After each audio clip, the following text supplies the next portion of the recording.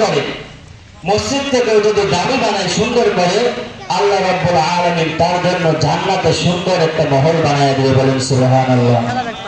ছোট্ট একটা কাহিনী বলে শেষ করে দিই। বাচ্চা হারুনুর রশিদ নাম শুনছেন?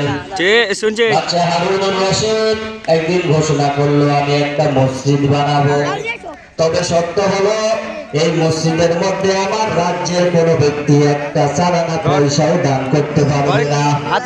কি বলছে? আমি একটা মসজিদ বানাবো, এই মসজিদের মধ্যে আমার রাজ্যের কোন ব্যক্তি এক আনাও দান করতে পারবে না। আমি নিজে আমার নিজের টাকা দিয়ে একটা মসজিদ বানাবো।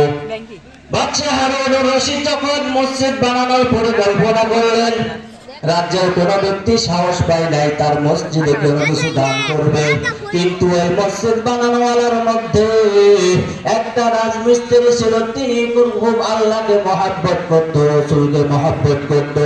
আল্লাহর ঘর মসজিদের মহব্বত তার অন্তরের মধ্যে অনেক বেশি ছিল।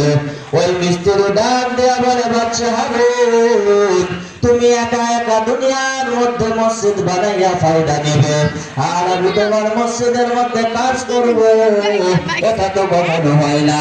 সে বলছে বড় কিছু দিতে পারবো না, তবে আমি ছোট্ট একটা জিনিস, একটা সাদা সুন্দর পাথর।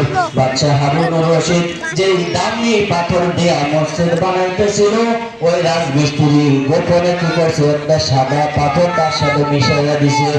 এবার যখন মসজিদ বানানো হয়েছে, বাচ্চা হারুনুর রশিদ একদিন স্বপ্নের মধ্যে দেখে আল্লাহ রাব্বুল আলামিন জান্নাতের মধ্যে আব্দুর রহমান নামের একটা